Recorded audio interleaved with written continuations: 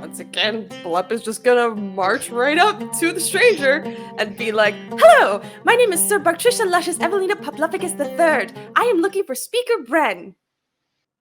Well, you have found him. "Oh, lovely to meet you, Speaker Bren." And how may I be of service today? Well, we were speaking with your constable. I believe her name was Loizen. I might be Yes. misremembering that. Um, and they informed us about some happenings in the woods, and that perhaps you might have some additional information and additional details for us before we go in search of the source of the problem. Ah, yes. I saw a vision recently that I brought to the attention of the constable. I am hoping that that will assist in solving this unsettling in the area. I I do not have details, but I know that there is a place very old, very secret, up the mountains that holds old knowledge that must be protected and must stay in the village. I am not sure what it is or what threatens it, but something has. It is probably related to the appearance of the fiends that have happened recently. But I do not know more aside from the one cloaked in shadows and smoke is displeased with their presence. They do not belong here.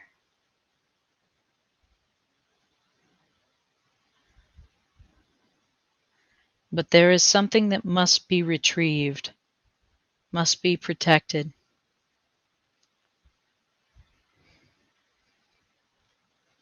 It has become more dangerous for those of us who would normally protect the area, and with there being many fiends in the area, many of our watchers are occupied with them and unable to take the journey up the mountain.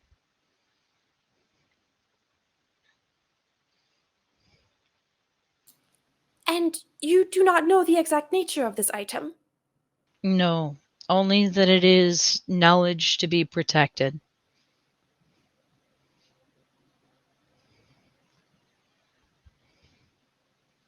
I remember seeing a stone room and bright beings.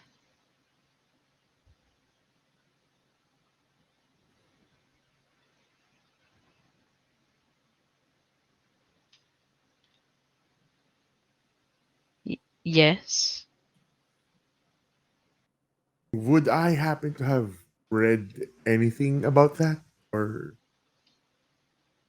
Uh, give me a history check On or that level, religion. History or religion.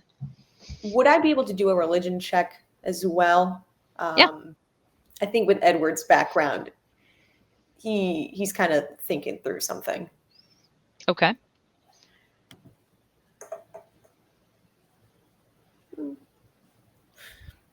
I think he's more uncomfortable. Yeah. His past with his old religion and his current partnering makes him uncomfortable to be in other situations that Mhm. his patron may not be very appreciative of. So he's Yeah. keeping his distance. Yep. And in that, that kind of imagery shows up all over the place. Oh, he's really uncomfortable. So, like, bright beings in stone rooms, like the number of mythos that you may have been taught, many of allegories that you may have been taught. There's no way to like pinpoint what that might have been. For Oliver, with his history check, um, one of the things that you learned about the Ashfold Caldera Mountains is that they have been here for a very, very, very long time. And on top of that, you you know that they were not always shaped this way. The Ashfold caldera did grow through tectonic shift that pushed the mountains up into place. But you know that there's conjecture about how the mountain peak itself formed, whether it was specifically because of plate movement kind of development, or it was part of the ancient volcanic activity in the area. And there are some fringe discussions in the arcane and celestial schools that lead you to believe that it's possible there was divine intervention in how the Ashfold was built. You start getting into like ancient legend at that point, but there's a lot of discussion about there having been more than just geographical influence on the Ashfold. And with that 24, you are also able to remember a little bit of the um, divine mythos in terms of the um, sojourner divine, also sometimes called the fallen divine, who was said to have come down to the material plane and separated themselves from their divine duties. And there is suspect that they are in this area or touched down in this area.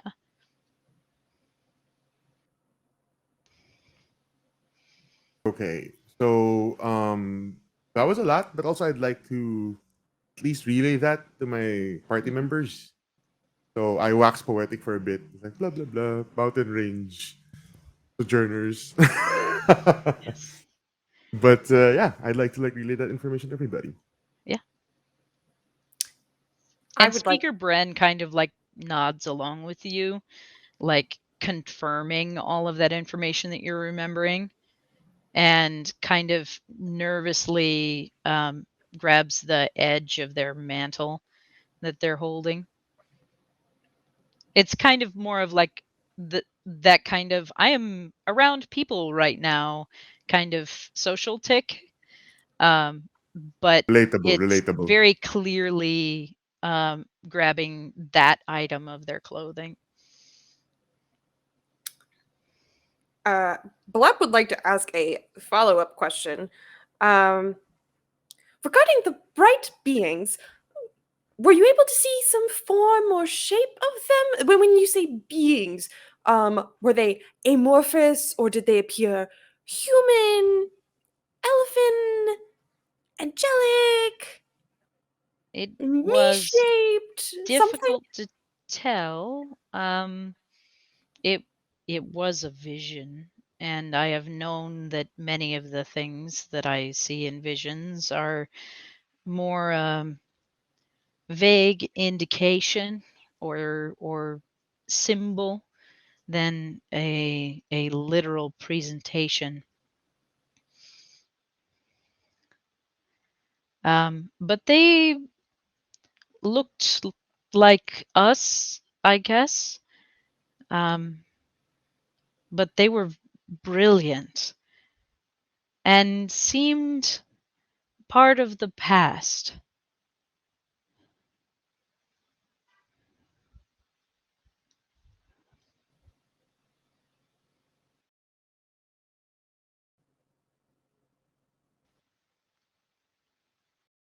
I'm sorry, I don't have more details to give you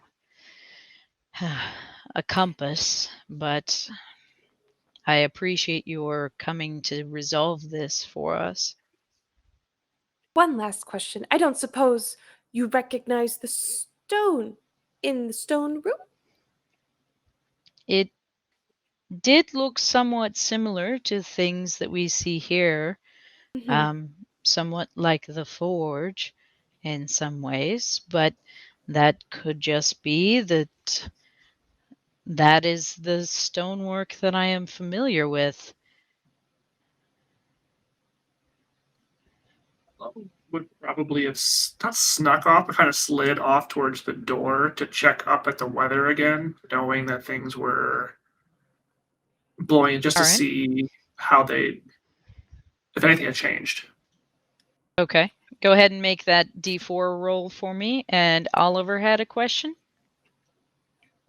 Would you be willing to sign a certificate that indicates that I was part of this adventure and that I helped the village? Maybe? Certainly. A simple boon.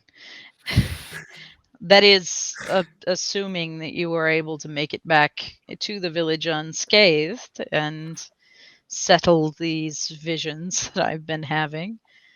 I would happily do so. Yes, thank you, kind friend. That would be most amazing. Certainly. Kellum, you look out the door and you are definitely able to see that the Thunderhead continues to kind of spread over the village. It is getting ever closer to the mountain peak, but it does not seem to have advanced as quickly as it was in the last hour, but it is still continuing to It's still moving. advance. Yeah. So I'll probably, I mean, I'll relay that back, and like the storm front's slowed, but it's still moving. So if we're going to get up the mountain, we might want to start moving here soon.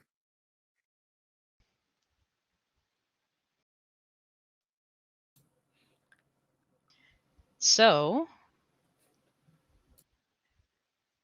Edward, you have a moment to kind of let your attention wander just a little bit, and there's something that catches your eye about a couple that's sitting in one of the pews, one of the benches, one of the pews, one of the benches, and it there's something about their conversation that catches your ear,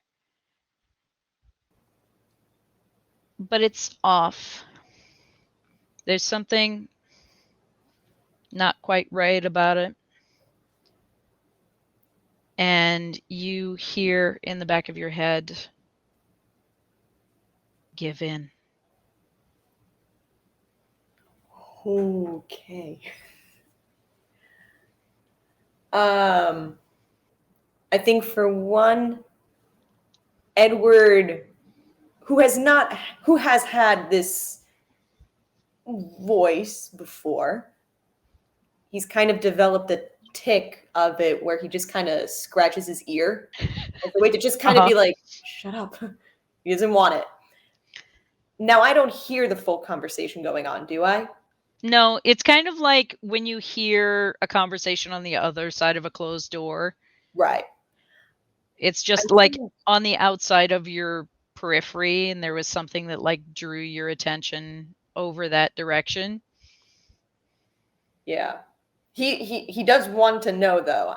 So I think he's gonna go near the couple. Not with the intention of I need to talk with you in mind, just more like I'm walking around and so, wow, look, we're getting closer to each other. but he doesn't Right. want to draw that attention. He wants to be That very idle kind of like, wandering. Yeah. yeah, exactly. Sure. Ear wandering. Go ahead and roll me a perception check, please. Can do. Arbor, you are noticing that there's something surprisingly relaxing about this building. And the more you look around, the more you realize that aspects of this building remind you of the Grove. And you are able, with your particular set of skills, to recognize that there are druidic runes along the foot of many of the pedestals and columns that make up this sort of circle that goes around the outside of the building. And so there are very obvious to you druidic influences in this space, which for somebody who spends a lot of time outside amid nature, it's kind of an odd sensation to get inside a building that is very clearly crafted. It's nostalgic for a home I never had. Yeah. Yeah. Edward, with your perception, you are able to get close enough that you can hear just some very light chatter between two of the citizens of the village. They are discussing concerns about the idea that there are fiends in the surrounding woods, and hoping that their protections are sufficient. And one of them seems to have someone in their close circle. You can't glean exactly what their relationship is, but someone in their close circle who is one of the watchers and is out, like, trying to deal with the threat and hoping that they come home all right. Interesting. I think Edward has also developed a similar tick in which, if he wants to try and get more context to what his patron is saying, he kind of scratches his chin. But he decides to be nice, and he goes to the couple and he clears his throat slightly to get their attention. Sorry, I'm so sorry to eavesdrop in that way. I hope you don't mind me rude. I overheard your conversation. I hope he's doing well and staying safe. You have my good wishes to him and to all of you. I apologize. I'm here with some friends of mine. Oh, are you the one the constable sent for? I Yes. Yes. Good. Word travels fast around here. That's very interesting. Yes, absolutely. Those, well, we had heard about the speaker's visions, and there was a gathering to discuss things in town. Um, we tend to stay as involved as we can. We're all very close knit here. We only have ourselves to rely on, really, being so separate from the rest of the area. Oh, yes, I very much understand. That's very, very noble. I'm very glad that you have such a tight-knit community. Again, I apologize for eavesdropping. I'll leave you to it. And he starts taking a few steps back in that kind of awkward way where you're just kind of like, yeah, no, you too. Bye, bye, yeah, Yeah, bye. and they go back to their quiet conversation.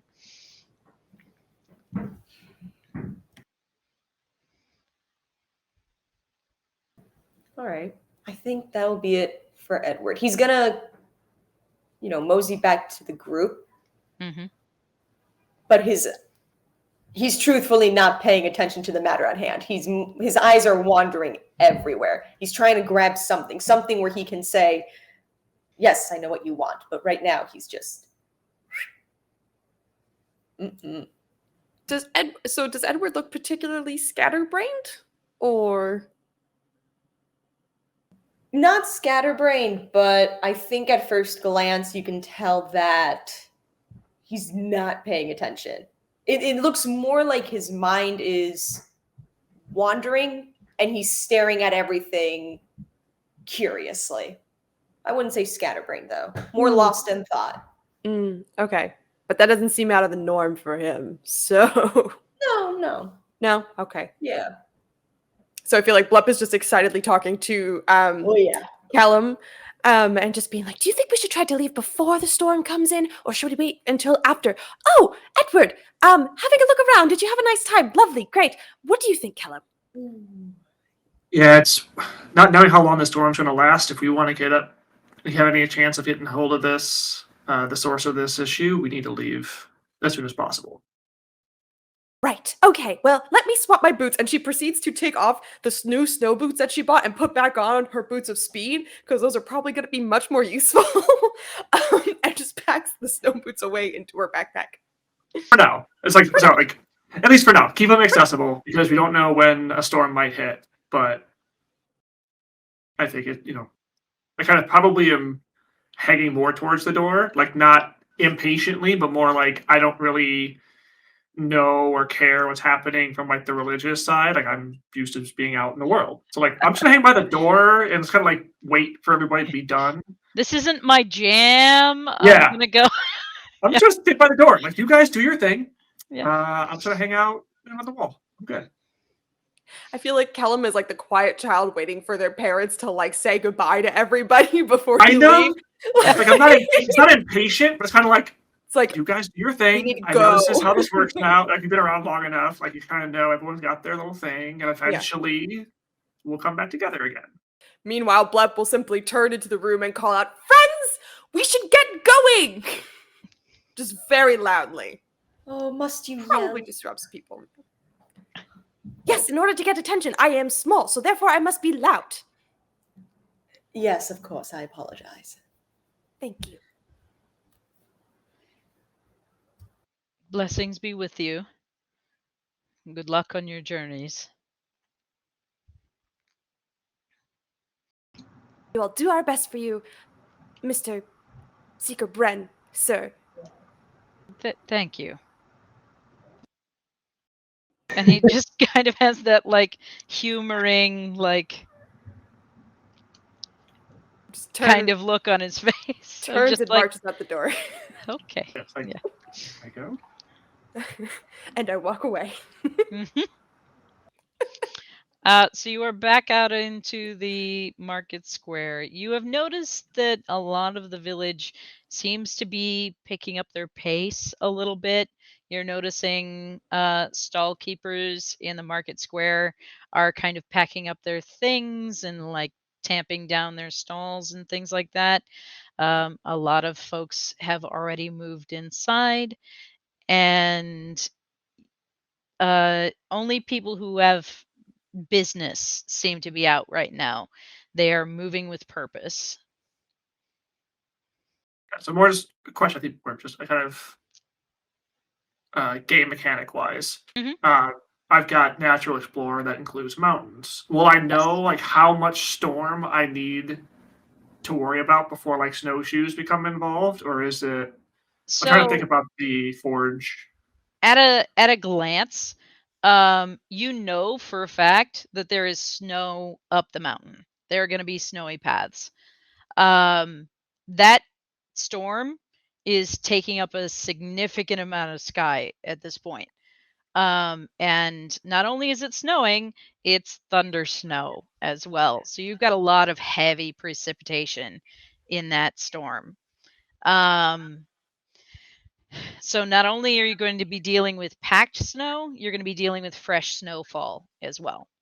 Got it. At some point. At some don't know when, so I can handle a lot, but there's going to be a point where I may be too much for my developed skills and being able to lead the Yeah. Okay. Depending on how Thank things you. progress. Yeah. Cool. So probably, And are you okay. guys headed to the forge? I think the forge. I do believe that was a stop on our list. So Okay. Yeah. So you continue across the basin. You see folks continuing to finish up their business and head inside or head to larger buildings, the gathering places. There are actually a few people who are filtering into the speakers hall as you leave. And you are noticing that a couple of the folk who are in similar garb to the constable, with those same crests up at the collarbone, are starting to take ropes out of larger buildings and string them across between large buildings, at about 5 foot off the ground. And they are just setting guidelines in between the larger buildings in the main square. And you are continuing across the basin and you are starting to go up the switchback path to the forge. And you move up to the very ornate obsidian archway. And let's see here. Oliver and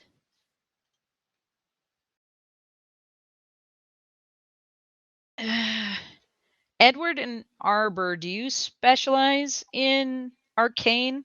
Do you have proficiency? I do. I do not. Okay. So Edward also recognizes there is a significant amount of arcane writing along the obsidian archway to the forge.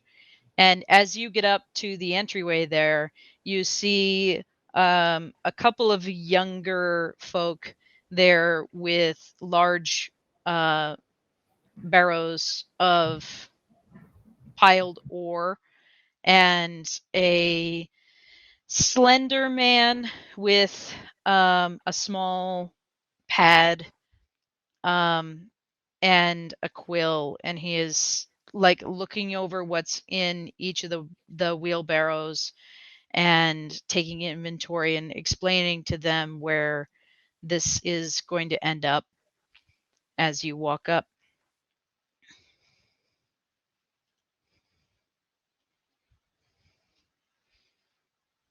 Yes, and take this section of the stone over to Sayan, and he can make sure that you are compensated for it there.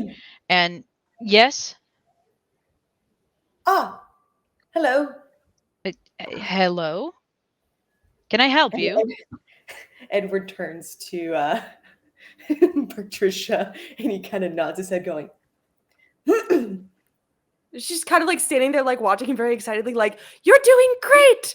And then you just, "Oh, okay. Hi, yes, hello, sir. My name is Sir Patricia Luscious Evelina Paplophicus III. These are my companions. We were sent here looking for, what was it called? Forge coal. A forge coal. Yes, Yes, to I can help get you the that. little owly one keep warm." I show him my feet. Certainly. I'm very cold, sir. Certainly, I He can catches help the you chill with very that. easily, yes. And you wouldn't And happen to have snowshoes yes, about we as can get well. you some snowshoes. We do have a few here for the ore bearers. Um, were you going to pay for these things, or is there? Oh, certainly. How much would they cost? Well, the enchantment alone on the forge coal is fairly expensive. Can I? Are we with one of the retreat groups or With Lorzen? look? Oh, We're on a job for them. oh. Very well. He seems most And displeased. this man puts the quill and pad like under one arm and heads into the forge, realizes that you are still standing outside and turns to look at you. He goes, well, and continues into the forge. Blub just kind of looks at everybody like, someone woke up on the wrong side of the bed this morning, and just toddles inside.